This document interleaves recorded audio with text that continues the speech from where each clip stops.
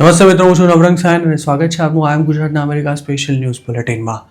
શુક્રવાર જાન્યુઆરી 16ના બુલેટિનમાં જોઈશું ન્યૂજર્સીમાં એક ઇન્ડિયન મહિલાની પોતાના જ 2 સંતાનોની હત્યાના કેસમાં ધરપકડ થઈ હોવાના સમાચાર. જાણીશું ન્યૂજર્સીના કયા ટાઉનમાં થયેલી ઇમિગ્રેશન રેડમાં 11 ઇલીગલ એલિયન્સની ધરપકડ થઈ, તેમજ જાન્યુઆરી 21થી અમેરિકા કયા 75 દેશો માટે ઇમિગ્રન્ટ વિઝાનું પ્રોસેસિંગ સસ્પેન્ડ કરવાનું છે તેની વિગતો, અને ફ્લોરિડામાં એક ગુજરાતી યુવકની કયા આરોપ હેઠળ ધરપકડ થઈ તેના સમાચારની સાથે કેનેડામાં 5 ગુજરાતીઓ કયા ક્રાઇમમાં પોલીસના હાથે ઝડપાયા તેનો એક રિપોર્ટ, અને છેલ્લે ચીને ટ્રમ્પને લપડાક મારતા કઈ મહત્વની સિદ્ધિ હાંસલ કરી છે તેની વાત આજના આ બુલેટિનમાં.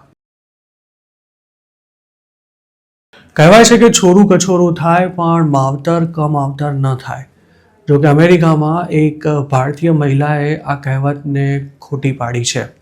ન્યૂજર્સીમાં બનેલી આ અત્યંત ચોંકાવનારી ઘટનામાં એક ભારતીય મહિલાની તેના 2 બાળકોની હત્યાના આરોપ હેઠળ ધરપકડ કરવામાં આવી છે. પ્રિયદર્શિની નટરાજન નામની આ 35 વર્ષીય મહિલા હિલ્સબરોના શેરકોર્ટની રહેવાસી છે અને તેના મોટા દીકરાની ઉંમર 7 વર્ષ જ્યારે નાના દીકરાની ઉંમર માત્ર 5 વર્ષ હતી. તેના પર ફર્સ્ટ ડિગ્રી મર્ડરના 2 અને ગેરકાયદે ઇરાદા સાથે હથિયાર રાખવાના ચાર્જ લગાવવામાં આવ્યા છે. ન્યૂજર્સીના લોકલ મીડિયા રિપોર્ટ્સ અનુસાર જાન્યુઆરી 13ના રોજ સાંજે 6:45 વાગે 911 પર એક શખ્સે ફોન કરી પોતાના 2 બાળકો ઘરમાં બેહોશ પડ્યા છે તેવું કહ્યું હતું. કોલ કરનારાએ પોલીસને એમ પણ જણાવ્યું હતું કે તે કામ પરથી ઘરે આવ્યો ત્યારે તેણે ઘરમાં આ ભયાનક દ્રશ્ય જોયું હતું અને સાથે જ તેણે પોતાની પત્નીએ આ ખતરનાક કૃત્ય કર્યું હોવાની આશંકા પણ વ્યક્ત કરી હતી. કોલ મળ્યા બાદ પોલીસ ક્રાઇમ સીન પર પહોંચી ત્યારે ઘરમાંથી ફોન કરનારો શખ્સ, તેની પત્ની તેમજ 2 બાળકો પણ મળી આવ્યા હતા. પણ પોલીસ ત્યાં પહોંચી તે પહેલાં જ 2 બાળકોના શ્વાસ થંભી ચૂક્યા હતા. આ 2 બાળકો બેડરૂમમાંથી મળી આવ્યા હતા. તેમના શ્વાસ ચાલુ કરવા માટે પ્રયાસો કરાયા હતા પણ તેમાં સફળતા નહોતી મળી, જેથી તેમને ઘટના સ્થળે જ મૃત જાહેર કરવામાં આવ્યા હતા. જોકે પોલીસે આ 2 બાળકોની ઓળખ હજુ સુધી જાહેર નથી કરી. આ 2 બાળકોની હત્યા તેમની માતા દ્વારા જ કરવામાં આવી હોવાની મજબૂત આશંકા વચ્ચે પોલીસે પ્રિયદર્શિની નટરાજનની ધરપકડ કરીને તેને સમરસેટ કાઉન્ટી જેલમાં મોકલી આપી હતી. તેની ડિટેન્શન હિયરિંગ હજુ પણ બાકી છે. આ કેસની પણ તપાસ ચાલુ હોવાથી તેની વધુ કોઈ વિગતો જાહેર કરવાનો પોલીસે ઇનકાર કરી દીધો છે. 2 બાળકોની હત્યા કઈ રીતે કરવામાં આવી હતી તેની પણ પોલીસે હાલ કોઈ વિગતો નથી આપી, પણ પ્રાથમિક રિપોર્ટ અનુસાર શ્વાસ રૂંધાવાથી 2 બાળકોના મોત થયા હતા. પોલીસને આરોપીના ઘરમાંથી એક ચિઠ્ઠી પણ મળી આવી છે અને આ હેન્ડ રિટન નોટમાં બાળકોની માતાએ પોતાના ઇરાદા વિશે લખ્યું હતું તેવો કેટલાક મીડિયા રિપોર્ટ્સમાં દાવો કરાયો છે. જોકે પ્રિયદર્શિનીએ આ અધમ કૃત્ય કેમ આચર્યું તેની પાછળનું સાચું કારણ કદાચ કોર્ટની ફાઇલ્સમાં જ કેદ બનીને રહી જશે. ઓક્ટોબર 2023માં ન્યૂજર્સીમાં જ આવી એક ભયાનક ઘટના બની હતી જેમાં તેજ પ્રતાપ સિંહ નામના એક ઇન્ડિયને પોતાના 2 સંતાનો અને પત્નીને શૂટ કર્યા બાદ પોતે પણ જીવન ટૂંકાવી લીધું હતું. તેજ પ્રતાપ સિંહ તેમની ફેમિલી સાથે પ્લેન્સબરોમાં રહેતા હતા અને તેમણે ઘરમાં જ પોતાના પરિવારને પતાવી દીધો હતો. 44 વર્ષના આ ઇન્ડિયન અને તેમની પત્ની સોનલ પરિહાર 2009માં ન્યૂજર્સી મૂવ થયા હતા. આ કેસમાં તમામ મૃતકોના પાર્થિવ દેહને ઇન્ડિયા લાવવામાં આવ્યા હતા. જોકે તેજ પ્રતાપે આ પગલું કેમ લીધું હતું તેની હકીકત આજ દિન સુધી બહાર નથી આવી શકી. તેવી જ રીતે નવેમ્બર 2023માં ન્યૂજર્સીના સાઉથ પ્લેન ફિલ્ડમાં ઓમ બ્રહ્મભટ્ટ નામના 23 વર્ષના એક ગુજરાતી સ્ટુડન્ટે પોતાના નાના નાની અને મામાને તેઓ ઘરમાં સૂઈ રહ્યા હતા ત્યારે જ ગોળી મારી દીધી હતી. આ ઘટનામાં ઓમ પણ ઘવાયો હતો પરંતુ તે બચી ગયો હતો અને હાલ પણ તે અમેરિકાની જેલમાં જ બંધ છે. ન્યૂજર્સીના મોરિસ ટાઉનમાં જાન્યુઆરી 12ના રોજ થયેલા ઇમિગ્રેશન એન્ફોર્સમેન્ટ દરમિયાન 11 ઇલીગલ એલિયન્સને અરેસ્ટ કરાયા હોવાની DHS દ્વારા પુષ્ટિ કરવામાં આવી છે. ડિપાર્ટમેન્ટે એવો પણ દાવો કર્યો છે કે કેટલાક એલિયન્સ ફેલોની ચાર્જિસનો પણ સામનો કરી રહ્યા છે. DHSના પ્રવક્તા ટ્રેશિયા મેકલાફ્લિને ગુરુવારે જણાવ્યું હતું કે આ ઇલીગલ એલિયન્સે બાઇડનના કાર્યકાળ દરમિયાન સર્જાયેલી બોર્ડર ક્રાઇસિસનો લાભ ઉઠાવી અમેરિકામાં એન્ટ્રી લીધી હતી અને તેમને ડિપોર્ટ કરવાને બદલે અમેરિકામાં જ રિલીઝ કરી દેવામાં આવ્યા હતા. આ તમામ 11 ઇલીગલ એલિયન્સ હાલ ડિટેન્શનમાં છે અને તેમને ઇમિગ્રેશન લો હેઠળ ડિપોર્ટ કરી દેવાની કાર્યવાહી પણ શરૂ કરી દેવાઈ છે.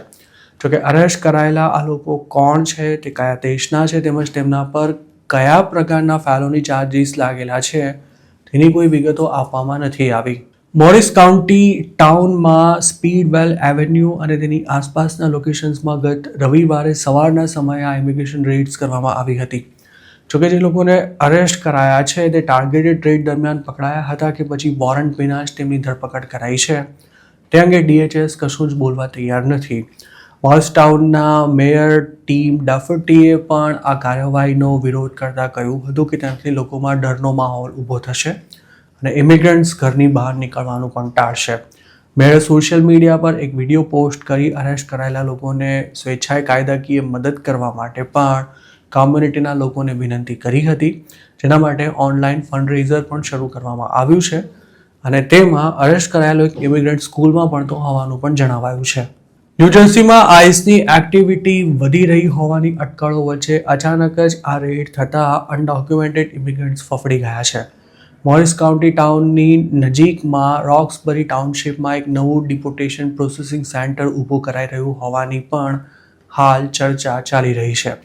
જાન્યુઆરી 7ના રોજ મિનિયાપોલિસમાં આઈસ દ્વારા કરાયેલા શૂટિંગમાં US સિટીઝન મહિલાનું મોત થયા બાદ ન્યૂ જર્સીમાં પણ અનેક લોકેશન્સ પર આ ઘટનાનો લોકોએ રસ્તા પર ઉતરીને વિરોધ કર્યો હતો.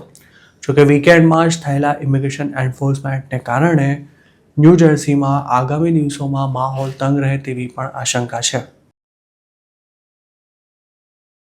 દુનિયાના 39 દેશો પર સંપૂર્ણ અથવા આંશિક વિઝા બેન લગાવી દીધા બાદ અમેરિકા હવે બ્રાઝિલ અને રશિયા સહિતના વધુ 75 દેશોના લોકોને અપાતા ઇમિગ્રન્ટ વિઝાના પ્રોસેસિંગને સસ્પેન્ડ કરવા જઈ રહ્યું છે. જોકે જાન્યુઆરી 21થી શરૂ થનારી આ કાર્યવાહી હેઠળ નોન ઇમિગ્રન્ટ કેટેગરીમાં આવતા વિઝિટર, સ્ટુડન્ટ અને H1B સહિતના વિઝાને કોઈ અસર નથી થવાની. સ્ટેટ ડિપાર્ટમેન્ટના પ્રવક્તાએ બુધવારે આ અંગે જણાવ્યું હતું કે ઇમિગ્રેશન ક્રેકડાઉનને વધુ સઘન બનાવવા માટે આ નિર્ણય લેવામાં આવ્યો છે અને તેમાં પાકિસ્તાન, અફઘાનિસ્તાન, બાંગ્લાદેશ, નેપાળ, મ્યાનમાર અને ભૂતાન જેવા ઇન્ડિયાના તમામ પાડોશી દેશોનો પણ નંબર આવી ગયો છે. રાહતની વાત એ છે કે ઇન્ડિયાને તેનાથી કશો જ ફરક નથી પડવાનો, કારણ કે ટ્રમ્પ એડમિનિસ્ટ્રેશને જે 75 દેશોનું લિસ્ટ જાહેર કર્યું છે તેમાં આપણા દેશનો કોઈ ઉલ્લેખ નથી કરવામાં આવ્યો. સ્ટેટ ડિપાર્ટમેન્ટે દુનિયાના તમામ દેશોમાં આવેલી કોન્સ્યુલેટ અને એમ્બસીઝને મોકલેલા એક કેબલમાં જણાવ્યું છે કે ઇમિગ્રેશન ગાઈડલાઇન્સનો સંપૂર્ણ અમલ થાય તે સુનિશ્ચિત કરવા તેનો ફૂલ રિવ્યૂ કરવામાં આવી રહ્યો છે. આ કાર્યવાહીના ભાગરૂપે દરેક વિઝા એપ્લિકન્ટ્સના ઉચ્ચ સ્તરીય સ્ક્રીનિંગ અને વેટિંગ માટે વિઝા પ્રોસેસિંગને સસ્પેન્ડ કરાશે. જોકે મહત્વની વાત એ છે કે વિઝા સર્વિસ ક્યારથી પૂર્વવત થશે તેને લગતી કોઈ સ્પષ્ટતા કરવામાં નથી આવી. અગાઉ અમેરિકાએ આ જ રીતે ઇન્ડિયા સહિતના દેશો માટે સ્ટુડન્ટ વિઝાની એપ્લિકેશન્સને પ્રોસેસ કરવાનું અચાનક જ બંધ કરી દીધું હતું અને ડિસેમ્બરમાં જ H1B વિઝા રિન્યુઅલની અપોઇન્ટમેન્ટ્સ 4થી 8 મહિના પછીની તારીખોમાં રીશેડ્યુલ કરી દેવાતા હજારો ઇન્ડિયન્સ અટવાઈ ગયા હતા. જે દેશો માટે વિઝા સર્વિસ સસ્પેન્ડ કરવામાં આવી રહી છે તેમાં મોટાભાગના એશિયન, આફ્રિકન અને લેટિન અમેરિકાના દેશો છે. ટ્રમ્પે હજુ થોડા દિવસો પહેલાં જ અમેરિકામાં સરકારી સહાયતાનો લાભ લેતા દેશોનું એક લિસ્ટ જાહેર કર્યું હતું, જેમાં જેટલા પણ દેશોનો ઉલ્લેખ કરાયો હતો તેમાંના મોટાભાગના દેશોને સસ્પેન્શન હેઠળ આવરી લેવામાં આવ્યા છે. નવેમ્બરમાં પણ US ડિપ્લોમેટ્સને તાકીદ કરવામાં આવી હતી કે અમેરિકા આવતા તમામ વિઝિટર્સ પોતાનો ખર્ચો કાઢી શકે તેમ છે તે સુનિશ્ચિત કર્યા બાદ જ તેમને વિઝા આપવા. ખાસ તો જો કોઈ વિઝિટર અમેરિકન ગવર્મેન્ટની સબસિડી પર નિર્ભર રહેવાનો ઈરાદો ધરાવતો હોય તો તેને અમેરિકામાં એન્ટ્રી જ ન મળે તેનું ખાસ ધ્યાન રાખવા માટે પણ જણાવાયું હતું. ટ્રમ્પ 2026માં ઇલીગલ ઇમિગ્રન્ટ્સને પકડવા માટે આકરા પગલાં લેવાની સાથે સાથે લીગલ ઇમિગ્રેશન પર પણ સખ્ત પાબંદીઓ લગાવી રહ્યા છે. 2026ની શરૂઆતમાં જ મિનેસોટામાં 3000 જેટલા ફેડરલ એજન્ટ્સને તૈનાત કરી ઇમિગ્રેશન એન્ફોર્સમેન્ટ કરવામાં આવી રહ્યું છે અને હવે 75 દેશોના લોકોની મુશ્કેલી પણ જાન્યુઆરી 21થી શરૂ થવાની છે. 2025માં પણ અમેરિકાની સરકારે 1 લાખથી વધુ લીગલ ઇમિગ્રન્ટ્સના ચાલુ વિઝા કેન્સલ કરી તેમને અમેરિકા છોડવાની ફરજ પાડી હતી. જે 75 દેશો માટે વિઝા સર્વિસ સસ્પેન્ડ થવાની છે તેમાં ઇન્ડિયાના પાડોશીઓ ઉપરાંત Colombia, Cuba, Egypt, Fiji, Georgia, Guatemala, Iran, Iraq, Jamaica, Jordan, Kazakhstan, Kuwait, Libya, Syria, Tanzania અને થાઇલેન્ડ જેવા મોટા દેશોનો સમાવેશ થાય છે. આ સિવાય આ લિસ્ટમાં અનેક ટચુકડા દેશોને પણ આવરી લેવાયા છે. ફ્લોરિડામાં મિલન પટેલ નામના એક ગુજરાતીની જાતીય સતામણીના આરોપ હેઠળ ધરપકડ કરવામાં આવી છે. Palm beach county sheriff office દ્વારા રિલીઝ કરાયેલા રિપોર્ટ અનુસાર મિલન પર જેની સતામણી કરવાનો આરોપ છે તે વિક્ટિમ એક એડલ્ટ છે અને મિલિનને ચાલુ સપ્તાહમાં જ અરેસ્ટ કરવામાં આવ્યો હતો. તેની ધરપકડનો રેકોર્ડ જાન્યુઆરી 14ના રોજ સવારે 10 વાગે પબ્લિક કરાયો હતો. તેમાં એવો પણ ઉલ્લેખ કરાયો છે કે આ કથિત સતામણીમાં કોઈ ફિઝિકલ ફોર્સ મતલબ કે જોર જબરજસ્તી અથવા હિંસા નહોતી થઈ. અરેસ્ટ રેકોર્ડમાં મિલનને વ્હાઇટ મેલ તરીકે દર્શાવાયો છે, પણ પોલીસે તેની ઉંમર નથી જણાવી.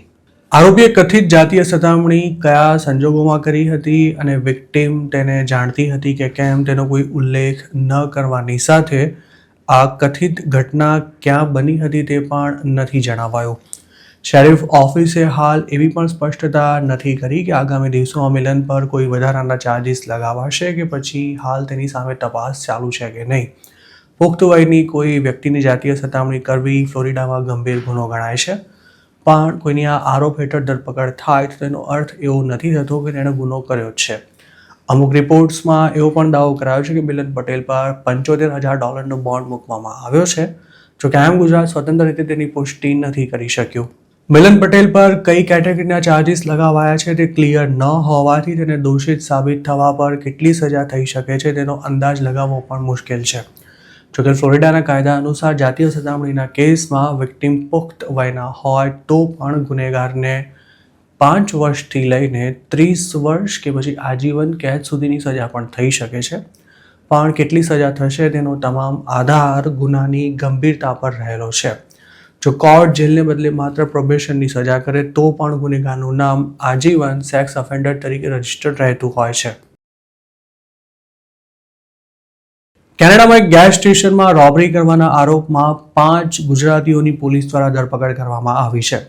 લોકલ પોલીસના જણાવ્યા અનુસાર દેવાંગ પટેલ, યોગેશ પટેલ, ભાવિન પટેલ, મિતુલ પટેલ અને રિકી પટેલ નામના 5 લોકોની આ કેસમાં ધરપકડ થઈ છે. આરોપીઓની ઉંમર 45 વર્ષથી લઈને 29 વર્ષ જણાવાઈ છે અને તમામ ટોરન્ટોના રહેવાસી છે. તેમના પર રોબરી અને જાણી જોઈને $5,000થી ઓછું નુકસાન કરવાનો આરોપ મૂકવામાં આવ્યો છે. 5 કથિત લૂંટારા ક્રાઇમ સીન પરથી જ પકડાઈ ગયા હતા અને મુદ્દામાલ પણ તેમની કારમાંથી જ મળી આવ્યો હતો. આ તમામ આરોપીઓ એકબીજાને ઓળખે છે કે કેમ તે અંગે પોલીસે હજુ સુધી કોઈ પુષ્ટિ નથી કરી. ધરપકડ બાદ તેમને કોર્ટમાં હાજર રહેવાની શરતે જેલમાંથી છોડી મુકાયા હતા અને તેમને ફેબ્રુઆરી 26ના રોજ કોર્ટમાં હાજર રહેવાનું છે. ઓન્ટારિયોના એક નાના ટાઉનમાં જાન્યુઆરી 11ના રોજ સવારે 7:45 વાગે બનેલી આ ઘટનામાં કથિત લૂંટારા કોફી મશીન અને માઇક્રોવેવ ઓવન પણ ઉઠાવી ગયા હતા. જે ગેસ સ્ટેશનમાં રોબરી થઈ હતી તેમાં નાનો સ્ટોર અને લિકર સ્ટોર પણ ચાલે છે.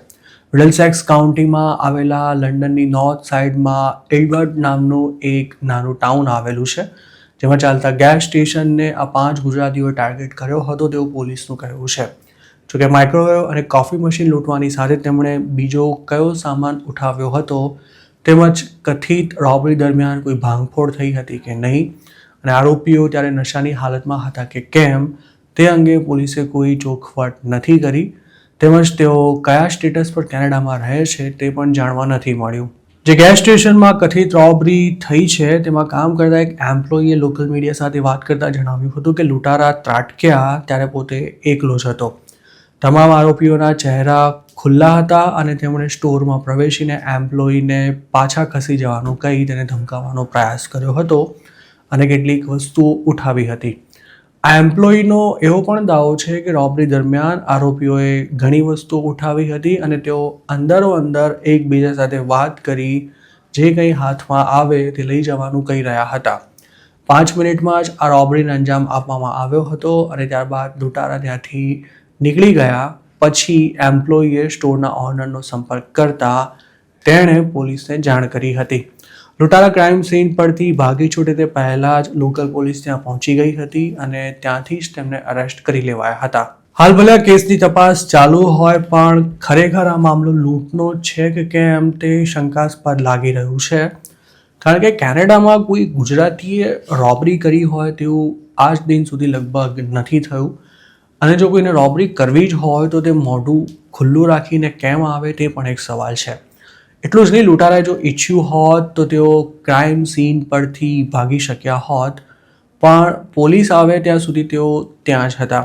આ ઉપરાંત જે ગેસ સ્ટેશન પર રોબરી થઈ છે તે કોઈ ઇન્ડિયનનો જ છે કે કેમ તે પણ પોલીસે ક્લિયર ન કર્યું હોવાથી મામલો વધુ શંકાસ્પદ બની રહ્યો છે.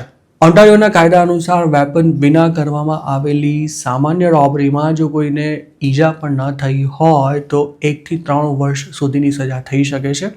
જ્યારે વેપનનો ઉપયોગ કરવાની સાથે કોઈને ઈજા પહોંચાડાઈ હોય તો 3 થી 6 વર્ષની સજાની જોગવાઈ છે. આરોપીઓએ જો અગાઉ આવો કોઈ ગુનો કર્યો હોય તો તેમને 6 થી 10 વર્ષ સુધીની સજા થઈ શકે છે. અને રોબરીના ખૂબ જ ગંભીર મામલામાં કોર્ટ આજીવન કેદ સુધીની સજા પણ સંભળાવી શકે છે. ટ્રમ્પ એડમિનિસ્ટ્રેશન હાલ મિનેસોટામાં જે ઇમિગ્રેશન એન્ફોર્સમેન્ટ કરી રહ્યું છે તેને જોઈને એ સમજવાની ભૂલ ન કરશો કે માત્ર સોમાલિયન્સને જ અમેરિકા ટાર્ગેટ બનાવી રહ્યું છે. હાલ જે મિનેસોટામાં થઈ રહ્યું છે તે આગામી દિવસોમાં બીજા સ્ટેટ્સમાં પણ થઈ શકે છે અને કોઈ સ્ટેટસ વિના રહેતા ઇન્ડિયન્સને પણ તેમાં ટાર્ગેટ કરી શકાય છે. હવે તો અમેરિકાના પ્રેસિડેન્ટે પણ કહી દીધું છે કે અમેરિકન સાથે કોઈ પણ પ્રકારનું ફ્રોડ કરનારા સોમાલિયન્સ કે પછી બીજા કોઈ પણ દેશના નેચરલાઇઝ્ડ ઇમિગ્રન્ટની સિટીઝનશિપ પાછી ખેંચી લેવામાં આવશે. ડેટ્રોઇટ ઇકોનોમિક ક્લબમાં તાજેતરમાં જ એક સ્પીચ આપતા ટ્રમ્પે મૂળ સોમાલિયન ડેમોક્રેટિક કોંગ્રેસવુમેન એલ્હાન ઓમરને ટાર્ગેટ કરતા કહ્યું હતું કે તેમના દેશમાં ન સરકાર છે, ન મિલિટરી છે કે ન તો પોલીસ છે. સોમાલિયાના લોકો જહાજોને લૂંટવા સિવાય બીજું કશું જ નથી કરતા અને આજે આ જ લોકો અમેરિકામાં આવીને આપણને આપણું જ કોન્સ્ટિટ્યુશન સમજાવી રહ્યા છે. ટ્રમ્પે ઇલ્હાનને ઠગ પણ ગણાવ્યા હતા. 43 વર્ષના ઇલ્હાન ઓમર 12 વર્ષની વયે સોમાલિયાથી યુએસ આવ્યા હતા અને 5 વર્ષમાં તેમને અમેરિકાની સિટીઝનશિપ મળી ગઈ હતી. ટ્રમ્પ લીગલ ઇમિગ્રન્ટ્સ પર પણ સકંજો કસી રહ્યા છે. તેવામાં 2026ની શરૂઆતમાં જ તેમણે જણાવ્યું હતું કે તેમની સરકાર નેચરલાઇઝ્ડ સિટીઝન્સ સામે પણ આકરા પગલાં લેશે. ન્યૂયોર્ક ટાઈમ્સને આપેલા એક ઇન્ટરવ્યુમાં તેમણે કહ્યું હતું કે સિટીઝનશિપ મળી ગઈ હોય તેવા ઇમિગ્રન્ટ્સ પણ જો અપ્રામાણિક હશે તો હવે તેઓ નહીં બચી શકે. ખાસ તો તેમણે સોમાલિયન્સને ટાર્ગેટ કરતા કહ્યું હતું કે તેમાંના ઘણા અમેરિકાથી નફરત કરે છે. સાથે જ તેમણે એમ પણ જણાવ્યું હતું કે તેમની સરકાર સિટીઝનશિપ પાછી ખેંચી લેવાના ધારાધોરણો નક્કી કરવા પર કામ કરી રહી છે અને આ કાર્યવાહી માત્ર સોમાલિયન્સ કે પછી બીજા કોઈ ચોક્કસ ફોરેન બોર્ન અમેરિકન સિટીઝન્સ પૂરતી મર્યાદિત નથી રહેવાની. જે પણ ઇમિગ્રન્ટ અમેરિકાનો સિટીઝન બની રહેવાને લાયક નહીં હોય તેને સિટીઝનશિપ ગુમાવવી પડશે તેવી પણ ટ્રમ્પે આ ઇન્ટરવ્યુમાં સ્પષ્ટતા કરી હતી. ડિસેમ્બર 2025માં જ ટ્રમ્પ એડમિનિસ્ટ્રેશને USCISની તમામ ફિલ્ડ ઓફિસીસને દેશની લીગલ ઇમિગ્રેશન એજન્સીને દર મહિને ડિનેચરલાઇઝેશનના 100થી 200 જેટલા કેસીસ સોંપવાનો ટાર્ગેટ આપ્યો હતો. અમેરિકાના કાયદા અનુસાર સિટીઝનશિપ માટે અપ્લાય કરતી વખતે ફ્રોડ કરનારા કે પછી પોતાની ક્રિમિનલ હિસ્ટ્રી છુપાવનારાને જ ડિનેચરલાઇઝ કરી શકાય છે. જોકે અત્યાર સુધીમાં મુઠ્ઠીભર લોકો સામે જ આ કાર્યવાહી થઈ શકી છે. જો કોઈની સિટીઝનશિપ પાછી ખેંચી લેવાય તો પણ તેને અમેરિકાથી ડિપોર્ટ કરવું મુશ્કેલ હોય છે.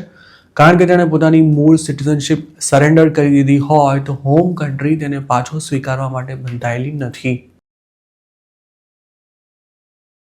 શું અમેરિકા હવે માત્ર કહેવા પૂરતી જ મહાસત્તા રહી ગયું છે? હાલ ભલે ડોલરનો દુનિયામાં ડંકો વાગતો હોય પણ ચીન અનેક મોરચે અમેરિકાને ધોબી પછાડ આપી રહ્યું છે અને આ મુદ્દો જરા પણ હળવાશથી લઈ શકાય તેમ નથી. ટેસ્લાને ઓવરટેક કરીને ચીનની BYD દુનિયાની નંબર 1 ઇલેક્ટ્રિક કાર કંપની બની ગઈ છે. તેવામાં હવે ચીને રેકોર્ડ બ્રેક ટ્રેડ સરપ્લસ હાંસલ કરીને આખી દુનિયાના અર્થશાસ્ત્રીઓને ચોંકાવી દીધા છે. ડોનાલ્ડ ટ્રમ્પ એવા વહેમમાં છે કે ટેરિફનું શસ્ત્ર ઉગામીને તેઓ દુનિયાના ગમે તે દેશને પોતાની સામે ઘૂંટણીએ પાડી શકે છે. જોકે તેમનો આ વહેમ ચીને 2025માં રેકોર્ડ બ્રેક ટ્રેડ સરપ્લસ હાંસલ કરીને ભાંગી નાખ્યો છે. ટ્રેડ સરપ્લસ એટલે આયાત કરતાં નિકાસનું ઊંચું પ્રમાણ. ચીને 2025માં $1.19 ટ્રિલિયન ડોલરની એટલે કે ટ્રમ્પને ચક્કર આવી જાય તેવી જબરજસ્ત ટ્રેડ સરપ્લસ હાંસલ કરી છે. આમ તો અમેરિકાએ ચાઇનાથી આવતા માલ પર જંગી ટેરિફ નાખી ચીનને થાય તેટલું આર્થિક નુકસાન કરવાના પ્રયાસ કર્યા હતા, પણ ચીન પોતાની હોશિયારીથી ટ્રમ્પનો આ દાવ નિષ્ફળ બનાવવામાં સફળ રહ્યું છે. આખી દુનિયાની ઇકોનોમી અત્યારે હાલક ડોલક થઈ રહી છે, તેવામાં ચીને ટ્રેડ સરપ્લસનો જે આંકડો જાહેર કર્યો છે તે સ્તર પર આજ દિન સુધી દુનિયાનો કોઈ પણ દેશ નથી પહોંચી શક્યો. ચીને છેક 1993થી ક્યારે પણ પોતાની નિકાસ કરતા આયાતને વધવા નથી દીધી અને અત્યાર સુધી દુનિયાનો કોઈ મોટો દેશ પોતાની ઇકોનોમીને આ રીતે મેનેજ નથી કરી શક્યો. જોકે એક સમયે જાપાન અને જર્મનીએ પણ ચીનની જેમ જ જંગી ટ્રેડ સરપ્લસ હાંસલ કરી હતી. જેમ કે 1993માં જાપાનની ટ્રેડ સરપ્લસ $96 બિલિયન હતી, જે ઇન્ફ્લેશન પ્રમાણે એડજસ્ટ કરતા હાલ $214 બિલિયન થાય. તેવી જ રીતે 2017માં જર્મનીએ રેકોર્ડ ટ્રેડ સરપ્લસ હાંસલ કરી હતી, જે મોંઘવારી સાથે એડજસ્ટ કરીએ તો આજના $364 બિલિયન જેટલી થાય છે. પણ ચીન આ બંને દેશોથી ઘણું જ આગળ નીકળી ગયું છે. ચીનની સરકારે ગત બુધવારે જાહેરાત કરી હતી કે ઇન્ફ્લેશનને એડજસ્ટ કર્યા બાદ પણ તેણે 2025માં કુલ $1.19 ટ્રિલિયન ટ્રેડ સરપ્લસ હાંસલ કરી છે. સ્વાભાવિક છે કે મેડ ઇન ચાઇના આઇટમ્સનું દુનિયાભરના દેશોમાં જે સુનામી ત્રાટકી રહ્યું છે તેના કારણે ચીન દબાઈને ડોલર છાપી શક્યું છે અને ટ્રમ્પ તેનું કશું જ નથી બગાડી શક્યા. અમેરિકા ભલે દુનિયાની નંબર 1 ઇકોનોમી હોય, પણ 2024માં તેની ટ્રેડ ડેફિસિટ $918 બિલિયન રહી હતી, જ્યારે 2025માં છેલ્લે ઓક્ટોબર ક્વાર્ટરના આંકડા અનુસાર આ સ્તર $29.4 બિલિયન સુધી રહ્યું હતું. મતલબ કે અમેરિકા નિકાસ કરતાં આયાત વધારે કરે છે, જ્યારે ચીનની આયાત કરતાં નિકાસ ઘણી જ વધારે છે અને પોતાની પ્રચંડ પ્રોડક્શન કેપેસિટીથી તે આખી દુનિયાના બજારોમાં પોતાનો માલ ઠાલવી રહ્યું છે. માત્ર ડિસેમ્બરમાં ચીને $114.14 બિલિયન ટ્રેડ સરપ્લસ હાંસલ કરી હતી. European union, Africa, Latin America અને સાઉથ ઇસ્ટ એશિયાના માર્કેટ્સમાં ચીનનો ડંકો વાગી રહ્યો છે. અમેરિકા સાથેનો વેપાર ઓછો થઈ જતાં તેણે અન્ય દેશોમાં પોતાની નિકાસ વધારીને પોતાના સૌથી મોટા કસ્ટમરે આપેલા આંચકાને પણ પચાવી લીધો છે. આ ઉપરાંત ચીન પોતાની ફેક્ટરીઝને પણ બીજા દેશોમાં ખસેડીને ત્યાંથી સામાન અમેરિકા મોકલી ટેરિફને બાયપાસ કરી રહ્યું છે. આયાતને ઓછી રાખવા માટે ચીને પોતાની ઇકોનોમીને આત્મનિર્ભર બનાવવા ડોમેસ્ટિક પ્રોડક્શનથી ઇમ્પોર્ટેડ વસ્તુઓ અને ટેકનોલોજીને રિપ્લેસ કરવાનો જે પ્લાન બનાવ્યો છે તે પણ સફળ રહ્યો હોવાનું તેની ટ્રેડ સરપ્લસના આંકડા સાબિત કરી રહ્યા છે. જોકે ચીનની આયાત ઘટવા પાછળનું એક ચોંકાવનારું કારણ એ પણ છે કે 2021થી દેશના હાઉસિંગ સેક્ટરમાં જબરજસ્ત મંદી ચાલી રહી હોવાથી ઘણા લોકોની જીવનભરની બચત તેમાં ડૂબી ચૂકી છે, જેથી ચીનની પબ્લિક પાસે વિદેશથી આવતી મોંઘી વસ્તુ ખરીદવા માટે પૈસા નથી બચ્યા. આ ઉપરાંત ચીને પોતાની કરન્સીની વેલ્યુ પણ નીચી રાખીને નિકાસને પ્રોત્સાહન આપ્યું છે. કોવિડ પેન્ડેમિક વખતે ચીનની કરન્સીમાં ધોવાણ થયું હતું, પરંતુ હાલના કેટલાક દિવસોને બાદ કરતાં ચાઇનીઝ ગવર્મેન્ટે પોતાની કરન્સીને જાણી જોઈને મજબૂત નથી થવા દીધી. આ સિવાય પશ્ચિમી દેશોમાં મોંઘવારી વધી છે, જ્યારે ચીનમાં ડિફ્લેશન એટલે કે મોંઘવારીની સ્થિતિ હોવાથી તેના મેન્યુફેક્ચરર્સને ગમે તેમ કરીને પોતાનો માલ વિદેશમાં મોકલવો પડે તેમ હોવાથી તેની નિકાસ પણ સતત વધી રહી છે. જોકે IMFએ ગયા વર્ષે ચીનના ખતરનાક ખેલ બંધ કરી પોતાની કરન્સીને મજબૂત થવા દેવાની સાથે માત્ર નિકાસ પર નિર્ભર રહેવાને બદલે ડોમેસ્ટિક કન્ઝ્યુમર સ્પેન્ડિંગને વધારવા પર ભાર મૂકવાની સલાહ આપી હતી. તો મિત્રો, આ હતા અમેરિકાના આજના મુખ્ય સમાચાર. આપને જો મારી રજૂઆત પસંદ આવી હોય તો આ વિડીયોને લાઇક અને શેર કરવાનું તેમજ IM ગુજરાતની YouTube ચેનલને સબસ્ક્રાઇબ કરવાનું ભૂલશો નહીં, કારણ કે આ ચેનલ પર આપને મળશે અમેરિકામાં રહેતા તમામ ગુજરાતીઓ માટેના મહત્વના સમાચાર અને તે પણ આપની પોતાની ભાષામાં. આપ જો મારી સાથે કોઈ ટિપ શેર કરવા માંગતા હો તો હાલ સ્ક્રીન પર દેખાયેલા WhatsApp નંબર પર પણ અમારો સંપર્ક કરી શકો છો.